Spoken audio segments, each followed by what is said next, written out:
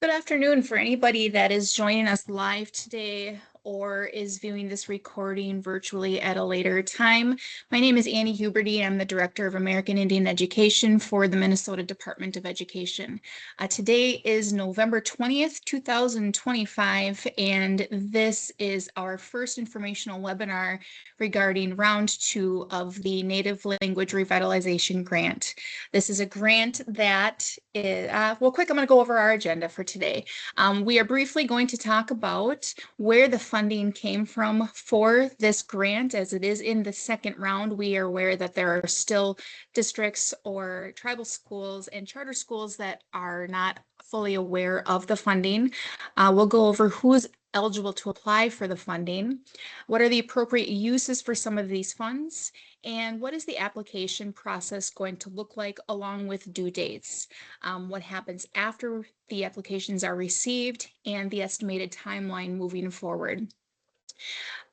Briefly, the Native Language Revitalization Grant came into law, and it is located under Chapter 10, and the maximum amount for this grant is $15 million over a 2-year biennium period.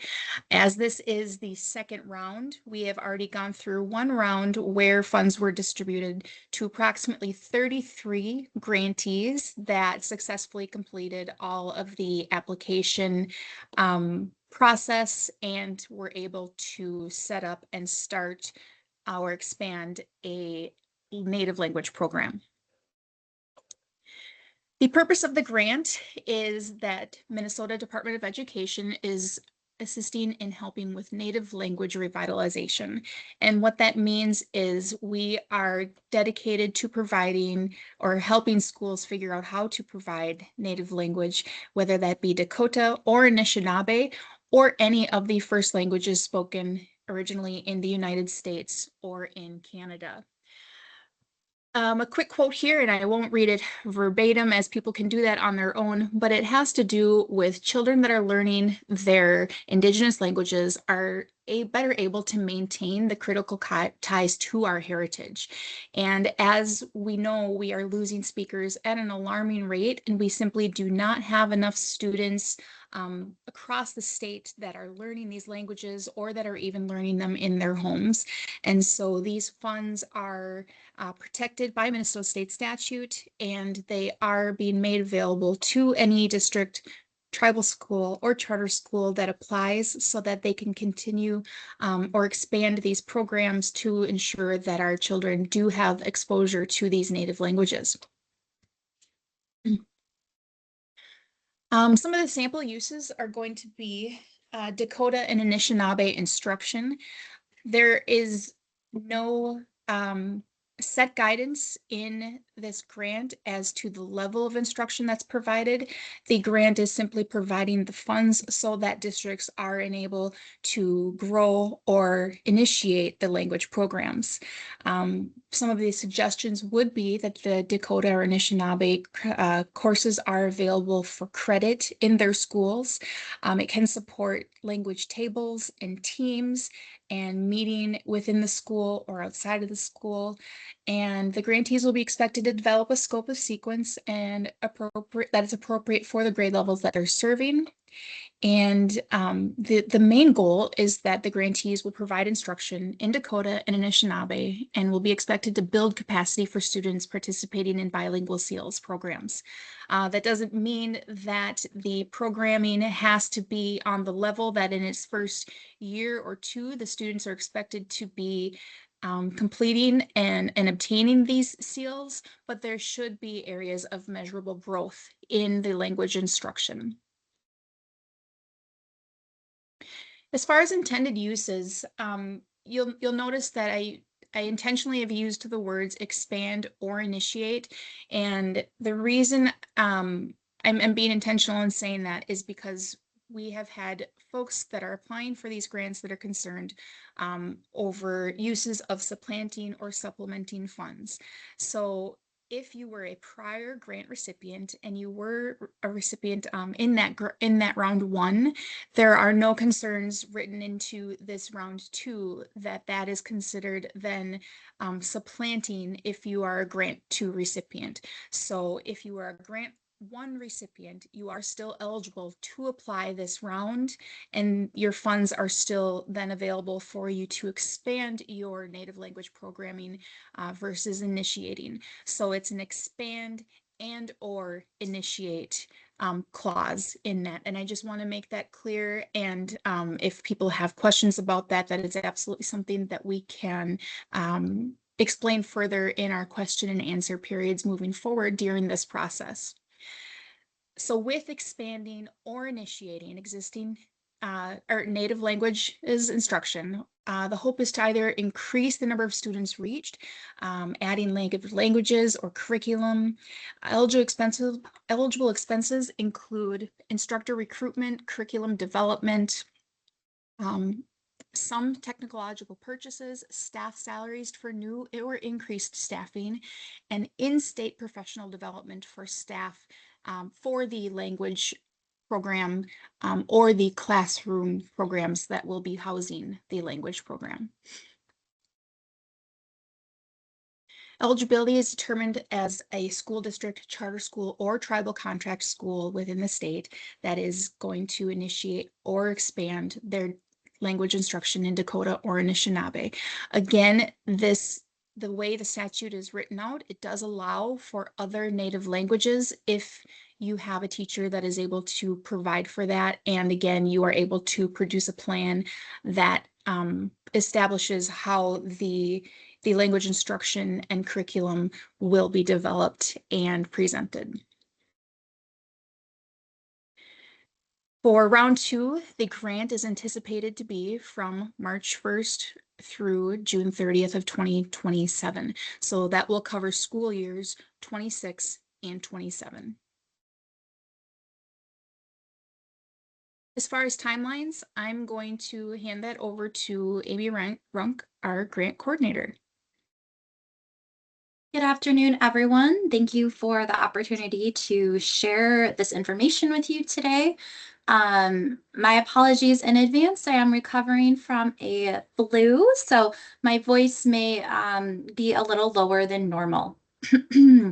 I just want to do a timeline overview to share with you that this RFP was posted live on November 18th. So this is a very quick turnaround for this instructional webinar, which is why we are also posting a link on our webpage that everyone will have access to. As a reminder, the RFP actually closes on January 12th, 2026. Questions are due on December 5th. Those can be emailed directly to Annie. The frequently asked questions document that we will collect from those questions will be posted sometime after December 19th. The anticipated date of award notification is March 1st, 2026, and potentially those contracts will start on an ongoing basis from that time of notification into July 1st, 2026. So essentially, as organizations are notified, they will be invited into a negotiation contract process. Once those are signed, that work will begin. And our aim is to have all the contracts signed by July 1st at the latest. Next slide, please. Thank you. This is an overview of the application narrative components. These are the components that will be responded to in narrative from the questions that are posted in the application for this RFP. Those questions include information about the statement of need for 10 points, capacity of the applicant agency for 25 points, community and family engagement and outreach for 5 points, project goals for 40 points, evaluation plan for 10 points, and Excel budget for 10 points. We have provided a full Excel spreadsheet template for your use. You can feel free to use that as your budget component. We've also provided a full rubric so that you can see exactly how each of these questions and narrative components will be scored for those points. And in the application template that you'll find, you'll see all of the questions listed out, as well as an area for you to respond. So you can use the actual application as your responded tool that you're sending back. Next, please. Thank you. Question and answer period. So we, we do want to receive questions that anybody has about this opportunity. You can email those questions directly to Annie at this email here, annie.huberty@state.mn.us. Questions are due by December 5th because we want to have enough time to thoroughly answer them in writing, get that published and posted on the web page. We will aim to post that on or around December 19th. And then just a reminder that Annie is the designated grant representative that has been identified by MDE to be able to receive and create answers for these questions. So if you do have any questions, make sure you're sending them directly to her. She'll be working with her team to develop the best answers and processes to post so that everything is fair and transparent for everyone.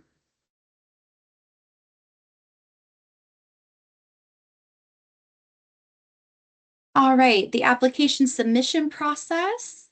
Applicants should submit by January 12th, 2026 by 5 p.m. Those submissions are via email. That email should include a one-page, or I guess a one, not a one-page, one PDF. That's the application, which includes the cover page, the full signed assurances, and the full application narrative document. That email should also include the budget attachment, which is that Excel template that we've provided right in the same email. If there's any additional supplemental documents or letters of recommendation that you'd like to attach or that are requested, you can put it all in one email. I think essentially the hope is that we just receive one email with all of the attachments in it per organization submission. The email subject line could say Native Language Revitalization RFP and then the name of your organization. This makes it a lot easier for us to organize all of the applications that we receive. And, we do confirm receipt of the application after the closing date during the eligibility screening process. So we'll reply right to that email that you submit. We generally do not consider late applications. If you do need any kind of extension or have some sort of extenuating circumstances, you may request via email something and we may consider that. But that will be up to Annie and leadership and her team to make that final decision.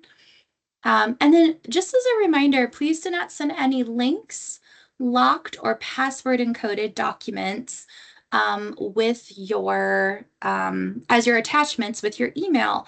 We've been seeing this a lot more, especially with PDF documents. They look like they're attachments of maybe when you send them, but then for some reason when we get them, they open up to some sort of web page that maybe our server won't load. So don't be surprised if possibly I email you back and ask you to resend the document in a different format. We'll just work with you and make sure that we can get the right documents that can open on our end so that our reviewers can read everything clearly with what we're sharing with them. Thank you, Annie. Next, we're going to navigate to the actual RFP webpage. Annie, I do invite you to click that link. It is a live link. In a few seconds, it should navigate over to the web page and share on the screen. And if not, I have it pulled up on my screen and I'm happy to share it too. But Can you let me know if it is showing? Because I see it on mine. okay, we don't see it on ours. Is there a way for you to move? Yep, let me I double know with check. presenter modes, it's hard sometimes to move everything around.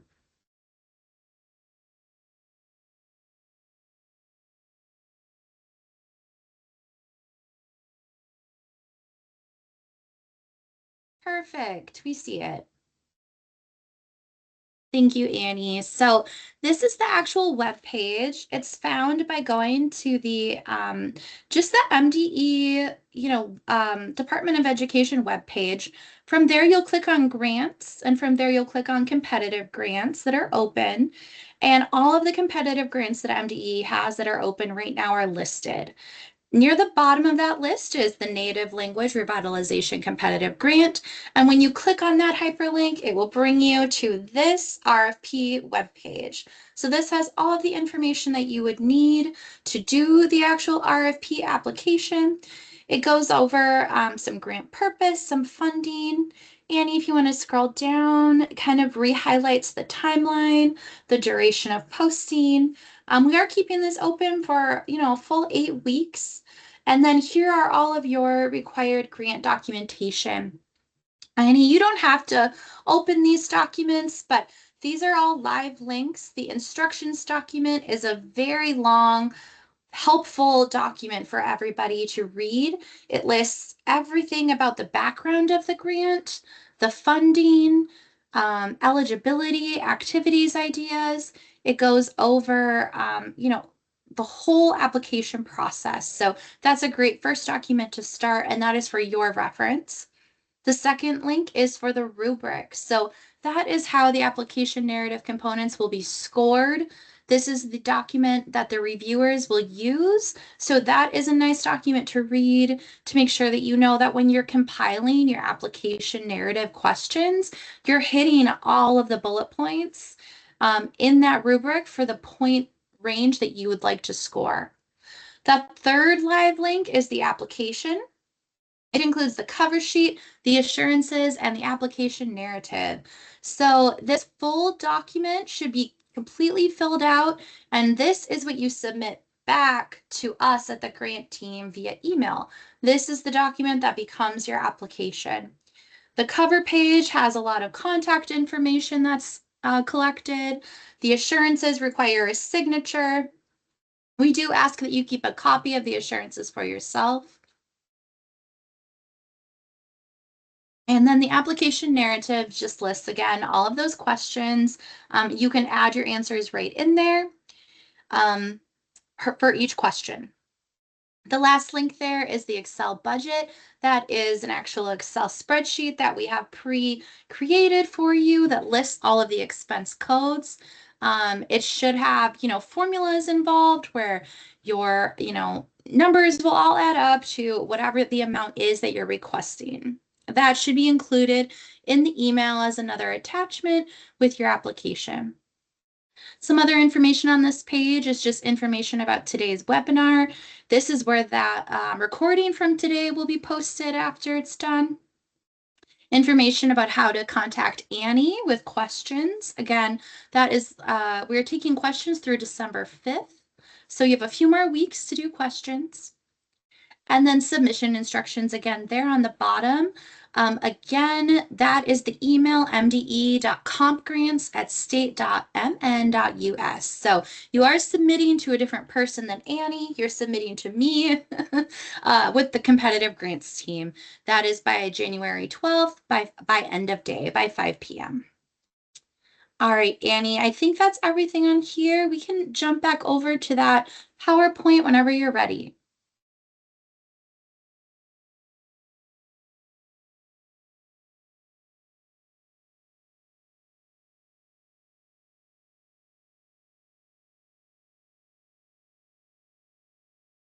Sorry, I am attempting to open it again.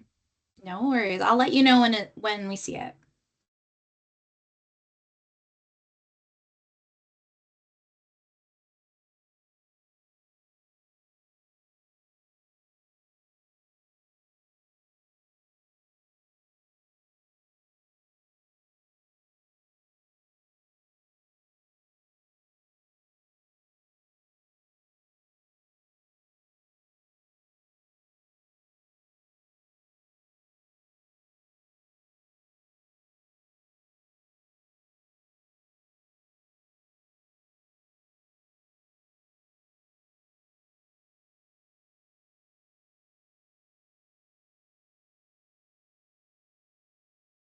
All right, great. I see you going back to our slide. And great. Okay, so from here, I just wanted to give you a little insight into what is next. So after we receive the applications, we do have peer reviewers, both internally and externally, score the application narrative and the budget based on that rubric that we've posted on the website. If there are any competitive priority points, MDE staff themselves add those at the end based on the applications themselves. Then the scores are used by MDE program leadership to determine all funding decisions, and all applicants will be notified via emailed letter about their application status. This is another reason why it's ensuring that the application lists more than one email address is really important. It helps ensure that you receive the important awardification information. All right, with questions, I'll hand it back over to Annie. Thank you so much for bearing with me as I present these slides with my voice, dealing with the flu. I really appreciate it. And I hand it back over to Annie to answer any questions from there.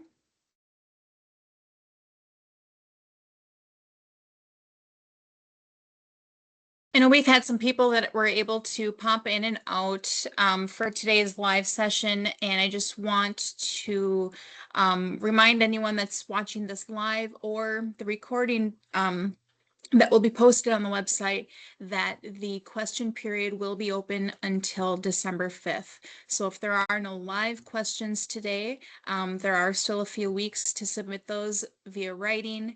I will open the floor if anyone does have any questions live. And if not, that is conversation that we can hold virtually. Hi, Yes, sir. welcome. Hello, everybody. My name is Brad Hagan. I work for Osceola Area Schools. I am the Ojibwe language instructor over there. I came in about 20 minutes after this webinar was started. Unfortunately, I wasn't able to join right away, mostly because I actually didn't know it was happening. So luckily, Betsy Blackhawk let me know that it was happening. Thank you again, Betsy. I just don't think I might have been on the email thread of it when it was like announced or something like that, which is totally fine. One question that I had that might have been already talked about in the first 20 minutes was, do districts who have already received a grant from the previous year need to apply again? Hi, yes, good to meet you, Bradley. My name is Annie, and I'm the Director of American Indian Education. Work alongside Betsy and Janelle and Amy. To answer your question, yes, if you were a grant round one recipient, you will need to reapply to continue to receive those funds. We did work into the wording of the RFP that the funds do not need to be solely for initiating a program. They can also be for expanding a program. So that enables first round recipients to still be eligible for second round. And so the short answer is yes. And knowing that you have a program that has been operating with that first round, there should be for lack of a better term, we did not expend all of the funds that are allowed for these grants, and so I don't anticipate there being much competition for folks. So if you were a grant round one recipient, it is very likely that you will continue to be a recipient. Thank you. I had a couple other questions too. I don't want to take up the floor. I don't know if I might be the only one here, actually. I don't know. I think you are at this point, and that's Okay. totally okay. If you want to continue, you can. Just know that this recording will be posted. So if they are questions specific to your programming that you would prefer to have answered via email, we can do that too. That's fine. But also, hello, the rest of Minnesota Indian education. But I did have a question about rollover funds. So if we didn't expend all of our grant award amount this past year. Is there a specific process for rollover funds?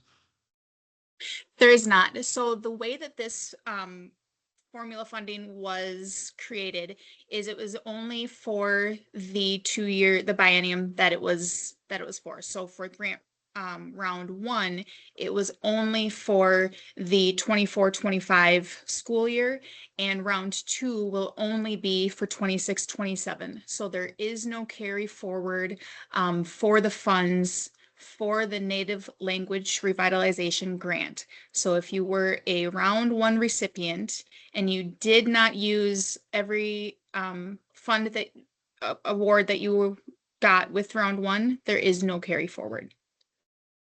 Thank you. Thank you. Another question that I had then, is there a specific process for a budget amendment if we decided that the funding midway through our programming might be better used for a different, like for example, I think in our particular one, there might be like a budget line item for electronic instructional items. If we decided, for example, that we no longer wanted to use such a thing, is there a good process for to submit a budget amendment? Yep, absolutely. So the team that you've been working with that has been approving expenditures along the way, and the grant worker that has been in communication with you for that can absolutely hear budget amendments.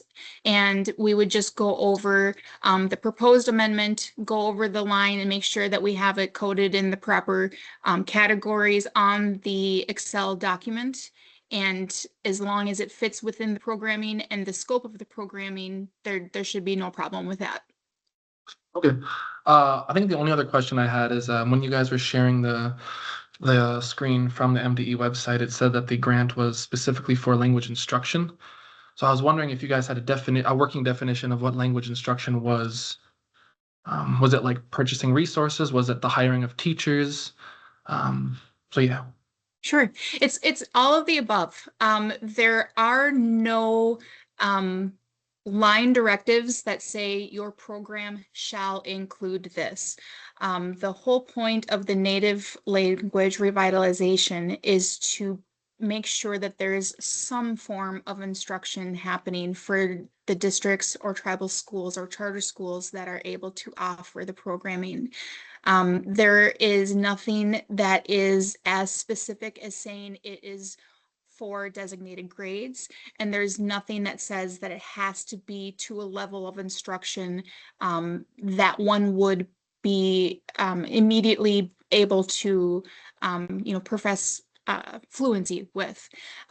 What is written into the goal is that there will be a way to demonstrate language progression, but there is nothing saying that the instruction shall include this or it shall include, specific levels.